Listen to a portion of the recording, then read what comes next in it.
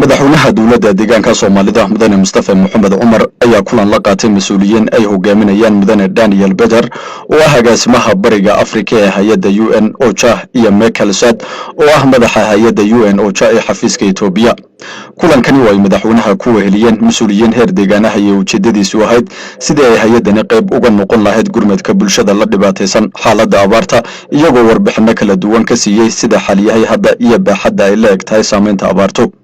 madaxweynaha deegaanka mudane Mustafa Maxamed Umar oo ugu horeyn ka hadlay kulankani ayaa waxa uu yiri As a regional government we have already committed 776 million birr which is about 13 million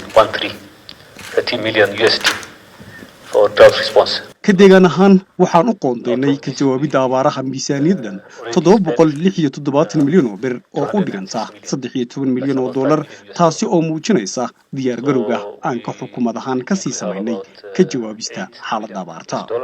xukuumaddu waxay ku guuleysatay inay ka hortagto in ay macluul ka dhacdo goobaha ay abaartu saameysay waxaana sidoo kale meesha aan ka maqnayn in iyadoo xukuumaddu ay dadaal wado ay jiraan haddana gaabis dhanka hay'adaha deeq-bixiyayaasha oo aan doorkoodii ka qaadanin.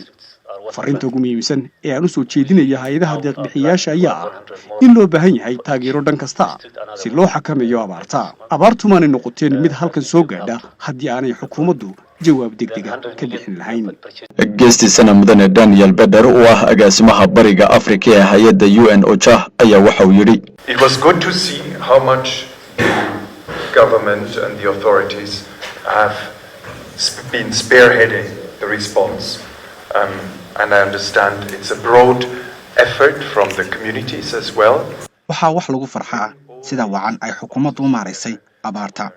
waxay tan cadeynaysaa sida ay uga go'an tahay xukuumadda in jawaab celin degdeg ah ka bixiso xaaladahan oo kale. hay'adaha deeq-bixiyayaashu waxaa looga baahan yahay inay taageero weyn u muujiyaan dadaalada ay xukuumaddu wado. waxaanu ka hay'ado ahaan ku tala jirnaa sidii aan u qiimeyn lahayn hay'ad walba doorka kaga aadan ay ka qayb qaadan karto jawaab celinta xaaladda abaarta. dhinacayaga ma haysani waqti aan daraasaad ku samayno waxaanu sida ugu dhaqsaha badan kaga jawaabi doonaa xaaladda abaarta bishan nagu soo aadan February.